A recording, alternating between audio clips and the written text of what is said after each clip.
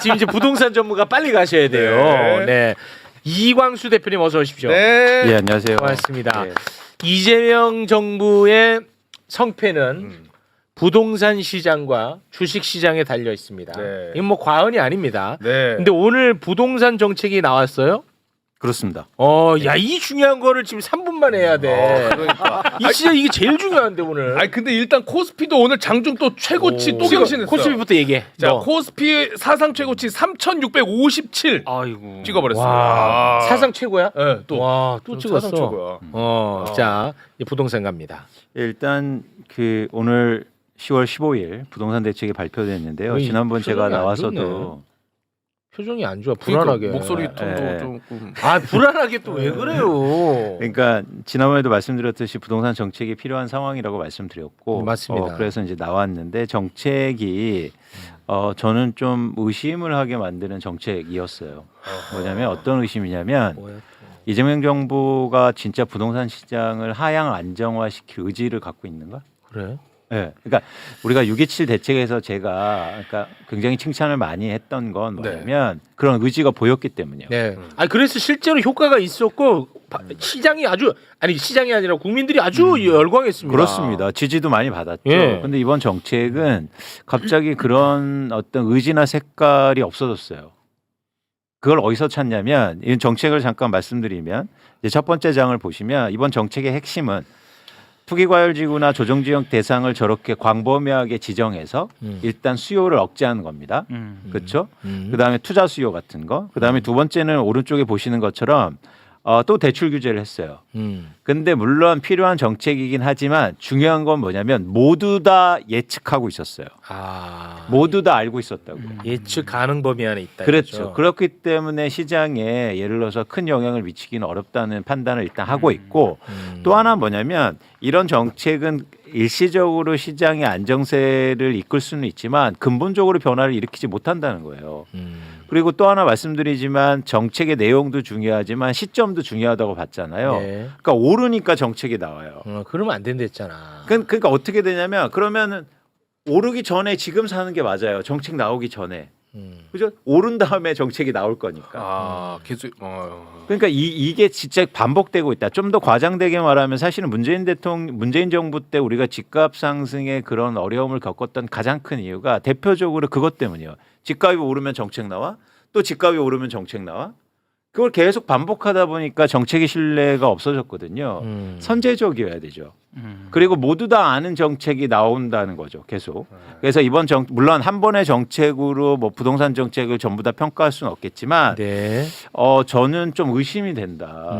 뭐냐면 이재명 정부가 진짜 한국의 부동산 시장, 특히 서울의 부동산 가격을 하향 안정화시킬 생각이 있는가? 네. 아니면 저는 만약 다른 목적이라면 부합해요. 어떤 목적이냐면 많이 오르지도 말고 그냥 거래만 안 되게 해서 조용히만 시킬게라고 하면 이해가 돼요. 근데 그게 목적이 돼서는 안 되죠. 네. 그래서 저는 진짜 물어보고 싶어요. 뭐냐면 부동산에 갖고 있는 정책의 지향과 목적이 뭐냐? 그 수없이 얘기했어요. 최근에 또 얘기했는데. 근데 그 답이 없어요. 그러니까 정책으로 답해야죠. 말만 하면 뭐 합니까? 그렇지 않아요? 일본처럼 된다고 말만 하면 뭐예요? 정책으로 화답해야죠. 그렇지 않습니까? 그래서 제가 오늘 말씀드리고 싶은 건 대한민국 그런 부동산 가격이 왜 하락해야 된다고 생각하세요? 최욱 선생님. 아니 그 평범한 그 젊은 사람들, 네. 평범한 중산층들도 내 집 마련해서 그렇죠. 안정적으로 살기 위해서 그게 여러 가지 지향점이 있죠. 그렇지만 사실은 굉장히 중요한 문제입니다. 그걸 잠깐 말씀드리고 싶은데 뭐냐면 두 번째 장을 한번 보여주시면 지금 우리나라 경제가요 굉장히 안 좋아요. 아시잖아요. 실물 경제가. 그러니까 우리나라 경제 성장률이 보시는 것처럼 그 뒤에 파란색 선인데 1%대 성장이라고요. 이렇게 되면 어떻게 되냐면 우리나라는 이제 저성장으로 가고 우리 아이들의 엄청 어렵게 살 거예요. 그런데 빨간 그래프가 뭡니까? 경제가 안 좋은데 부동산 가격만 오르고 있다고요. 그러네. 자, 그러면 경제가 어려우면 경제랑 어떻게 반대로 가냐? 그렇죠. 웃기죠. 그 신기하네. 자, 경제가 그럼 어려우면 뭔가를 해야 될 거 아니에요. 뭘 해야 되냐면 중앙은행도 금리를 낮추고 통화 정책이라고 하죠. 그리고 정부도 예산을 엄청나게 쓰고 그래야 될 거 아닙니까? 네. 그런데 그 돈들이 다 부동산으로 가면 우리나라 경제는 이제 성장할 가능성이 없는 거예요. 그래서 부동산을 잡고 경제를 부양하는 쪽으로 가야 되는 겁니다. 자, 두 번째요. 아까도 잠깐 말씀드렸듯이 이제 다음 장 보시면 연령별로 부동산에 대한 격차가 너무 커요. 그래서 쉽게 말해서 부동산 가격이 계속 오르면 우리나라 젊은 세대와 그리고 무주택자들은요 이제 빚더미에 떠안게 될 겁니다. 이미 그런 상태이기도 하지만. 맞아요. 네. 그래서 이런 자산의 불평등이 부동산 가격이 오르면 크게 확대될 수도 있다는 거예요. 그래서 부동산 가격이 하향 안정화된다는 거예요. 그래서 다음 장에 보시면 그렇게 되면 이 경제를 성장시키는 가장 큰 동력은 뭐냐면 사실은 내수 소비에도 있는데 네. 내수에서 소비를 가장 많이 한 계층이 누구냐면 한계 소비 이게 평균 소비 성향이라는 건데 보시면 30대 40대가 돈을 많이 쓰지 않습니까? 네. 근데 30, 40대가 집이 없어서 집값만 오르면 대출을 일으켜서 집 사면 돈을 누가 써요? 쓸 돈이 없죠. 여러분 우리 이제 장사 안 될 거예요. 부동산 가격이 오르면 가게에 손님이 없을 거예요. 이미 그런 현상들이 나타나고 있단 말이에요. 네. 자 마지막으로 자 부동산 가격이 이렇게 급등하면 언젠가는 하락할 가능성이 큽니다. 어떤 나라고 부동산 가격이 급등한 다음에 계속 오르는 경우는 보지 못했어요. 그래서 미국도 보세요. 서프라임이 나타난 이유였죠. 그런데 만약에 이렇게 오르다가 부동산 가격이 떨어지고 폭락하면 우리나라 경제가 어떻게 되겠습니까? 지금 가계대출 보세요. 2,000조가 넘어요. 그래서 부동산 가격을 그냥 안정시키는 걸 떠나서 부동산 가격을 끌어내려야 된다고요. 알겠습니다. 근데 지금 댓글에는 말은 쉽지. 그럼 네가 한번 해봐라라고 이렇게. 아니 제가 그 올라오는데. 말씀을 꼭 드리고 싶은데 네. 저한테 그럼 음. 그럼 돈을 주세요. 혈세를 줘. 왜 혈세 왜 저한테 돈도 안 주고 대안을 자꾸 마련하라고 그래요? 가장 중요한 건 뭐냐면 지금 문제 의식을 갖는 거예요. 맞아요. 대안이 아니라 제가 볼 때 지금 정부가 문제 의식을 못 갖고 있다. 그러니까 정책 목적이 흐려지는 거예요. 근데 제가 궁금한 게 거기서 말하는 정부라는 것은 뭐 어디를 국토부를 얘기하는 거예요, 기재부를 얘기하는 거예요, 대통령실 얘기 어디를 얘기하는 거예요, 정확하게?